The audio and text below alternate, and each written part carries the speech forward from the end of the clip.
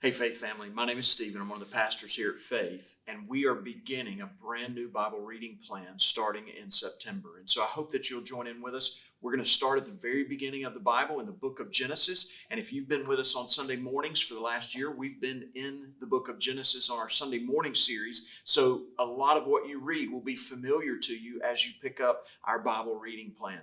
Let me take just a few minutes to address this book and get you ready to read it. First of all, there are 50 chapters in the book of Genesis, and it is a book of beginnings. There are more than 50 firsts in the book. You'll notice a lot of those from the first two chapters when we create the first stars, the first dirt, the first humans. Everything first is in this book. It really means Genesis, origin, which is a book of beginnings. So you'll see those as you read through the book. Genesis divides for us into two major parts, and I want you to think about it in that way. The first 11 chapters take us from the creation of everything to God's relationship with one family beginning in chapter 12. So 1 through 11 shows us creation, what's happened, what's wrong in our world, why we experience disease and death, and shows us the spiritual nature of creation. And then beginning in chapter 12, all the way through the end of the book, we see one family and God's covenant with them. In Genesis chapter 3, when sin enters, God makes a promise that He will send a serpent crusher, a Messiah, that will take care of sin and take the death that is the result of sin away. So in a real way, the question through Genesis and the entire books of the Bible until we get to Jesus is, who is the Messiah that is going to come?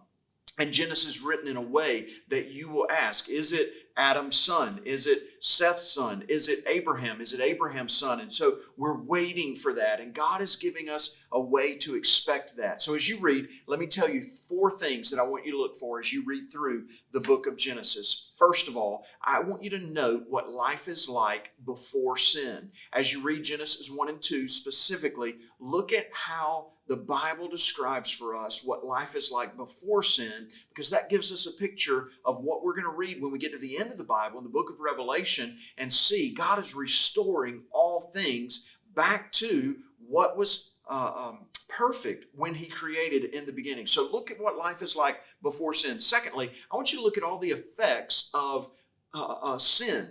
Death comes, corruption in so many ways, and the Bible gives us a clear picture of all of those effects. So take note of the results of sin in the book of Genesis. Thirdly, I want you to look at God's gracious determination to keep His promises. He made a promise to Adam and Eve in Genesis 3. He makes a promise to Abraham in Genesis 12, in Genesis 15, in Genesis 17. He repeats that promise to Abraham's son Isaac, Isaac's son Jacob, and Jacob's sons in the end of the book. Look for the way that the sin of all of those we look at are trying to crush and hinder God from keeping His promise, but God is determined to do so. So look for that. The final thing is, I want you to look for God showing us hints of what the Messiah will be like.